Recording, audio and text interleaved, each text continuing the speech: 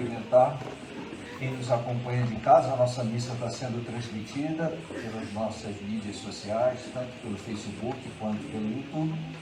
E hoje a gente tem a alegria e a honra de receber os nossos catecúmenos das diversas comunidades que compõem o nosso catecumenado, que hoje darão mais um passo, recebendo aí mais sinal de direção ao dia em que receberão o sacramento do Crisma.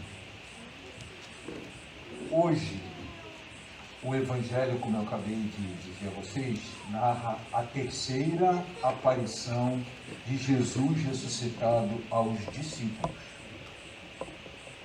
Na verdade, eu gosto de tratar este terceiro domingo da Páscoa como o domingo em que Pedro está diante de um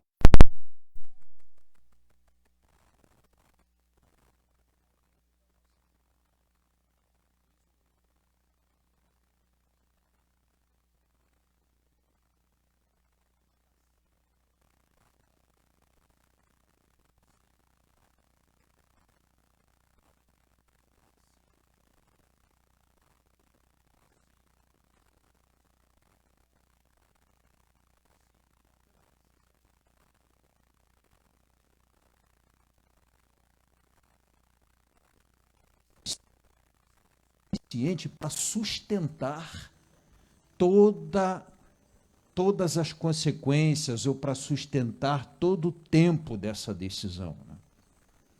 Por exemplo, a gente diz sim ao matrimônio, ou diz sim à chegada dos filhos, ou diz sim para um curso, dei o meu sim para a engenharia.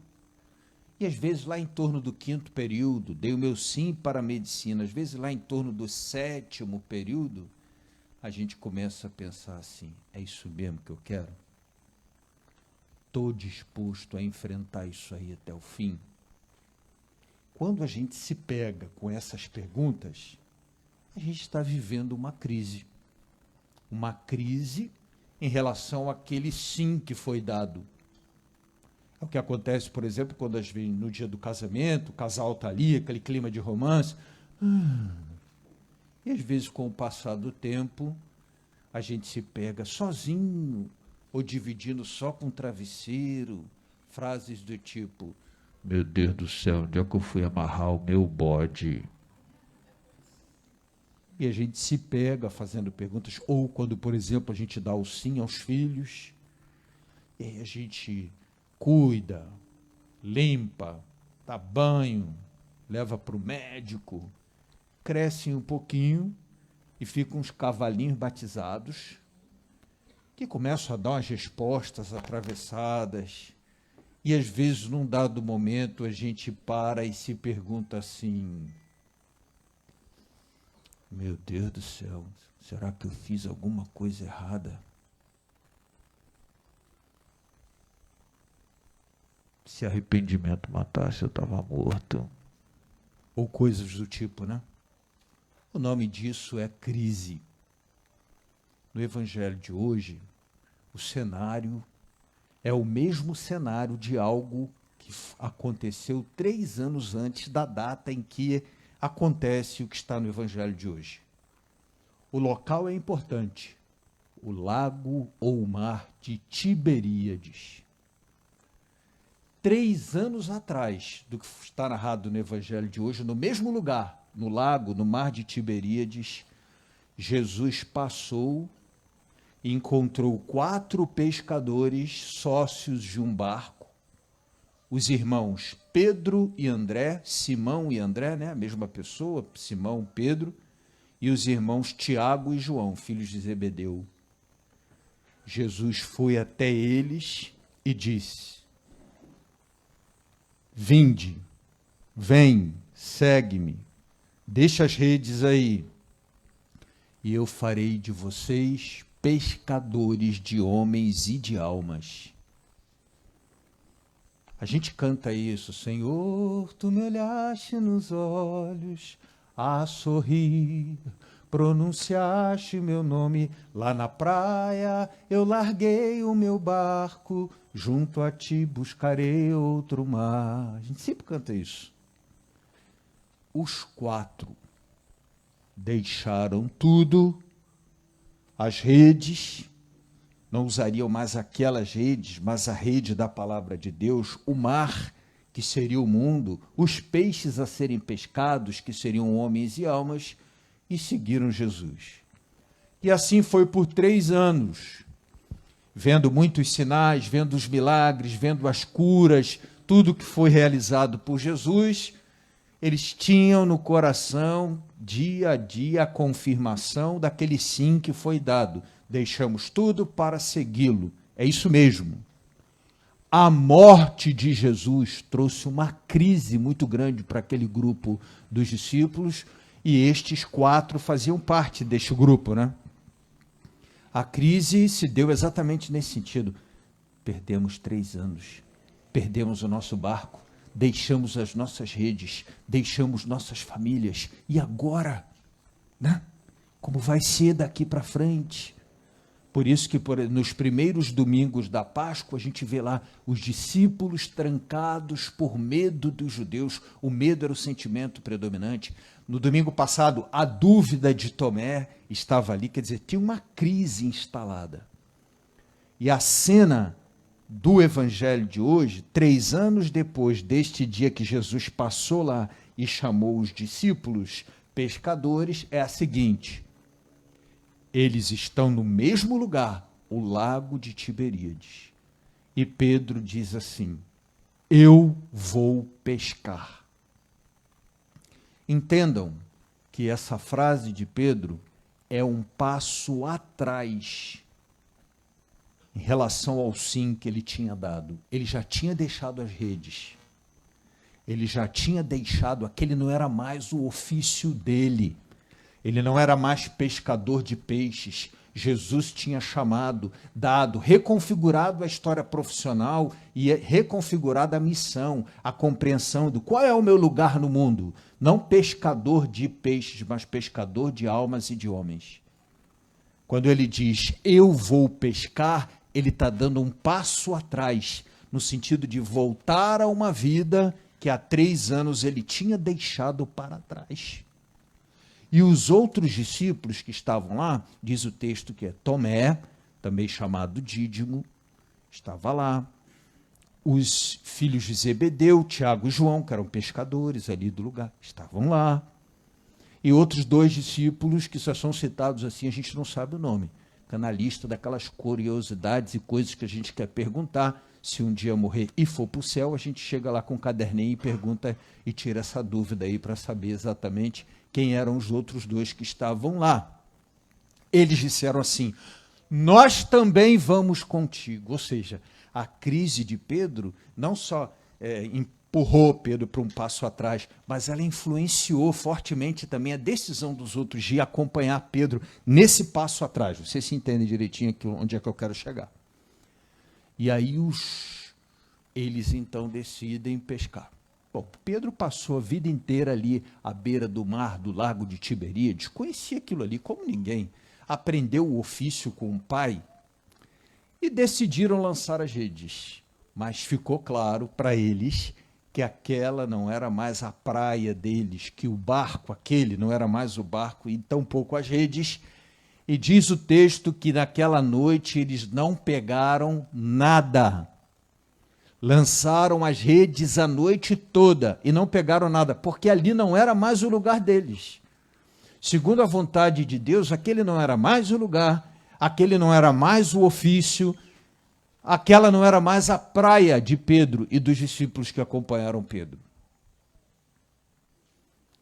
Quando eles voltavam decepcionados da pescaria, já estava ali Jesus, na sua 3ª aparição, Jesus ressuscitado, pergunta a eles se eles têm alguma coisa para comer. Eu acho que tem até um pouquinho da parte de Jesus, né? Aquela coisa, tá vendo? Foram atrás do quê? Esse não é mais o lugar de vocês. Jesus perguntou, vocês têm alguma coisa para comer? E eles disseram, não, noite toda e não conseguimos nada. E aí Jesus diz, poxa, lançai a rede à direita da barca, joga a rede.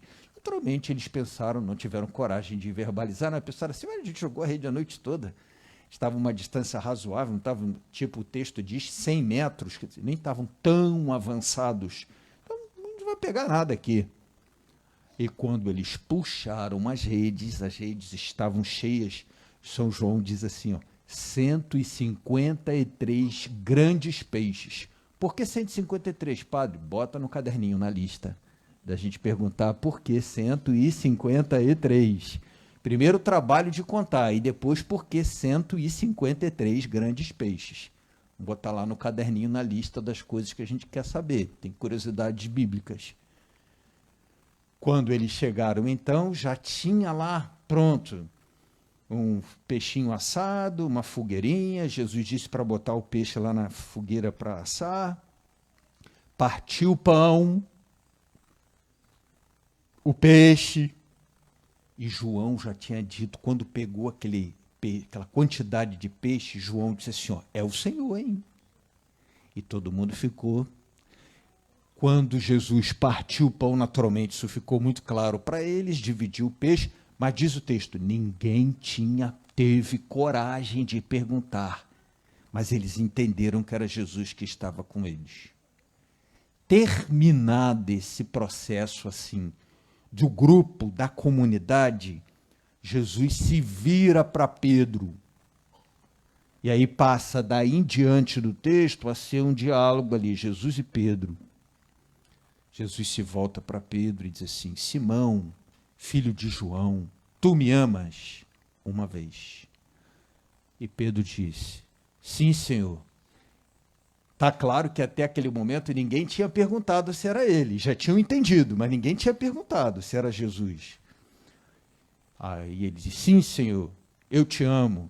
E aí Jesus diz para ele, apacenta as minhas ovelhas. Segunda vez, Jesus perguntou, Simão, tu me amas? E ele respondeu, sim, Senhor, eu te amo. E aí Jesus diz, apacenta os meus cordeiros. E Jesus pergunta uma terceira vez, Simão, tu me amas?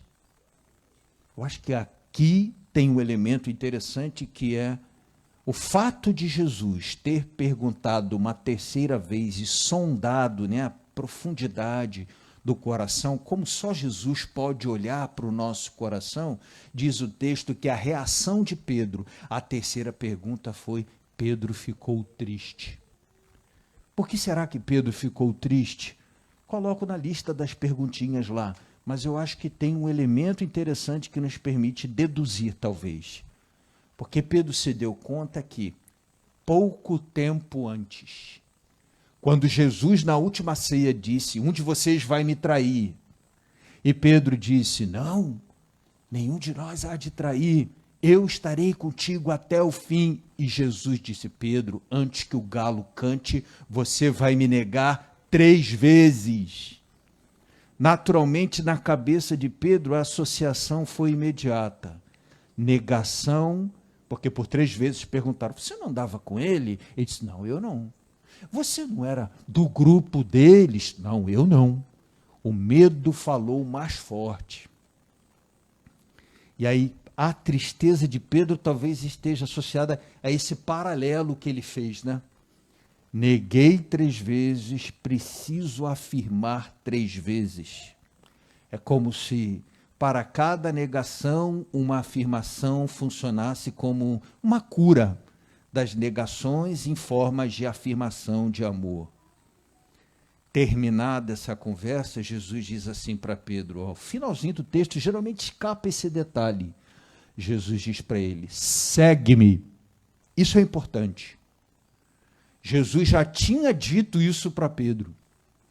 Ele já tinha dado uma missão, uma vocação, um chamado, mas Pedro estava numa profunda crise.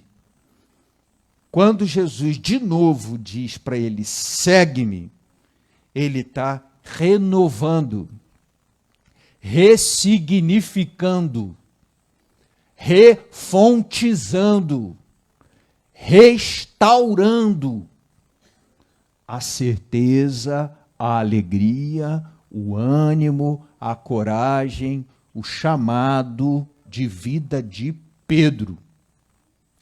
E eu entendo que nesse terceiro domingo da Páscoa, como eu conversava há pouco, agora no início da partilha desta palavra, é um domingo de renovação dos nossos chamados e dos nossos sims, estando ou não a gente no momento de crise.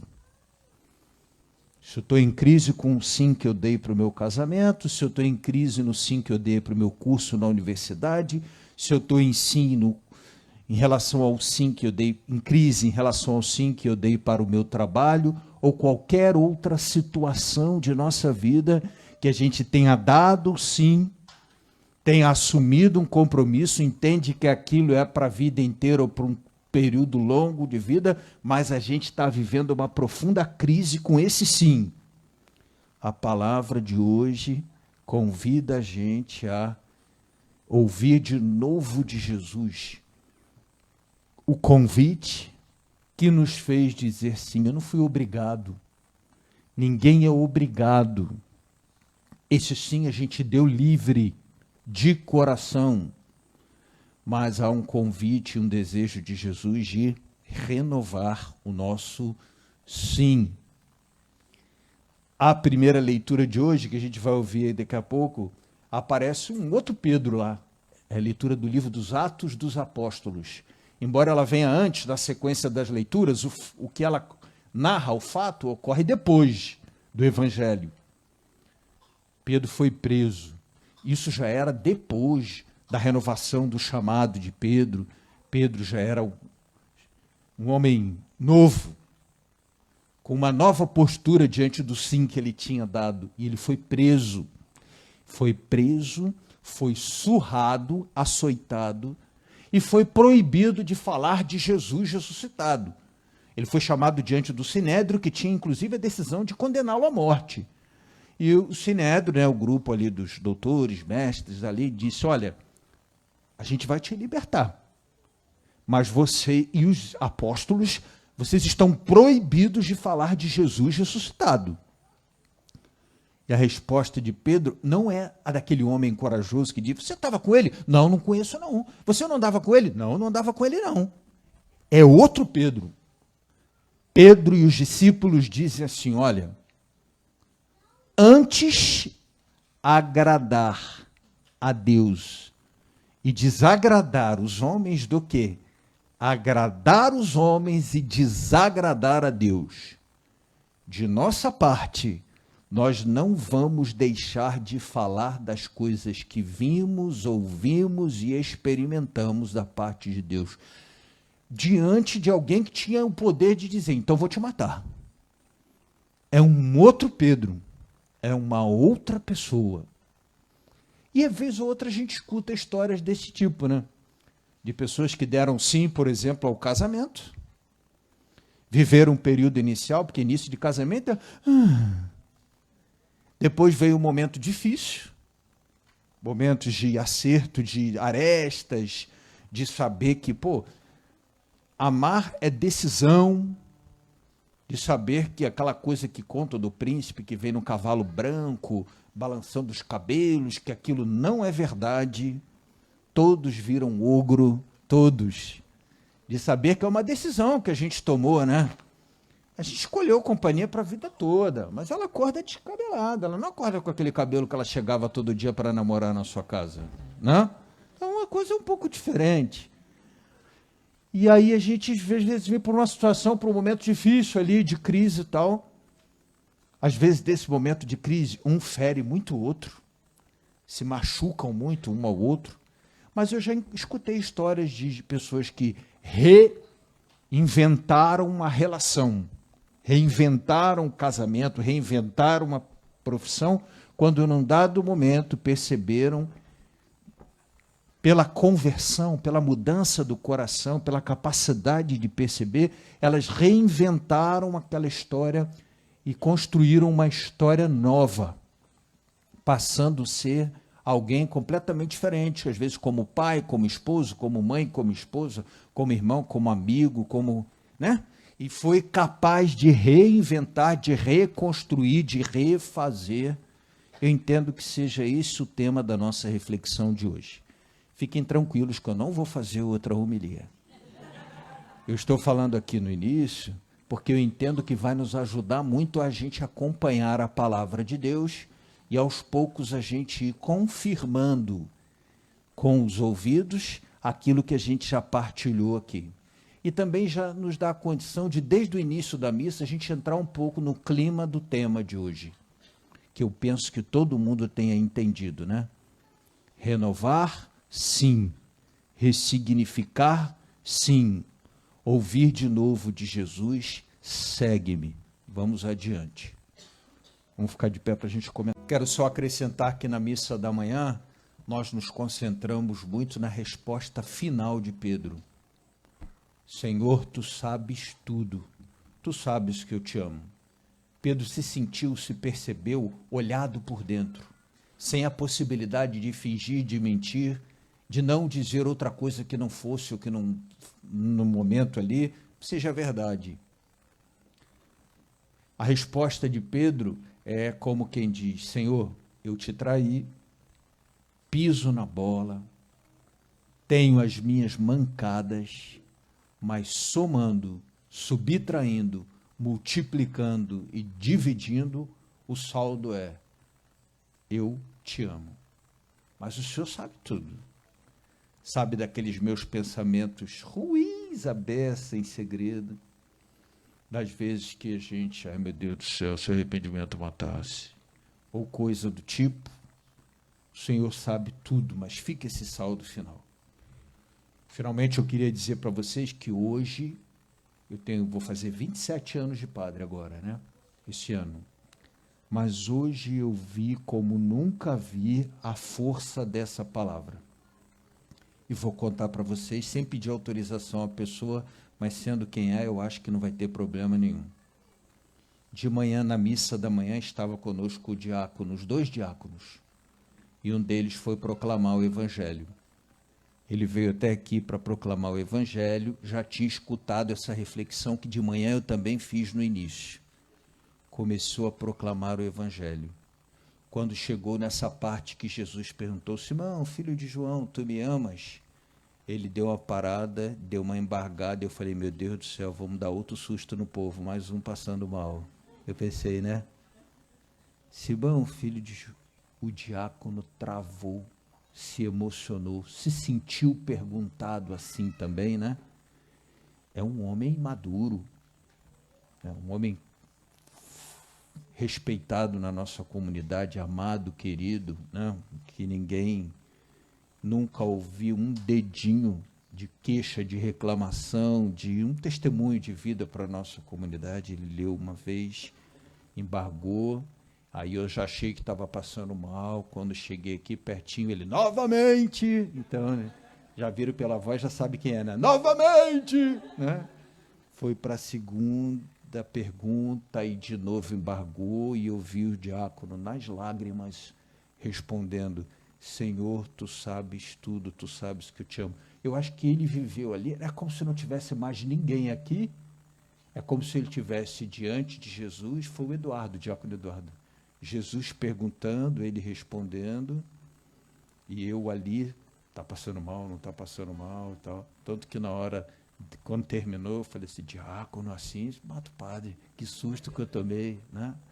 Mas eu percebi que aquele texto passou pela vida dele, como se tudo se apagasse e ele se visse naquele momento ali, ele, Jesus, e colocando a questão, Jesus perguntando e olhando cada vez mais dentro, cada vez mais a intimidade, e aquilo atravessasse toda a história, vem um flashzinho, né? E ele tivesse que responder de modo a... Eu nunca vi esse texto atravessar uma vida diante assim dos meus olhos, quer dizer, além da própria experiência, de modo que talvez tenha sido uma das experiências mais ricas com esse texto. Talvez a gente precise, durante esta semana, se sentir atravessado também por esse texto, perguntado na intimidade, você me ama? Você me ama? Diz lá o primeiro mandamento, amar a Deus sobre todas as coisas. Você me ama sobre todas as coisas? Mas eu prometi que não ia fazer homilia, que já está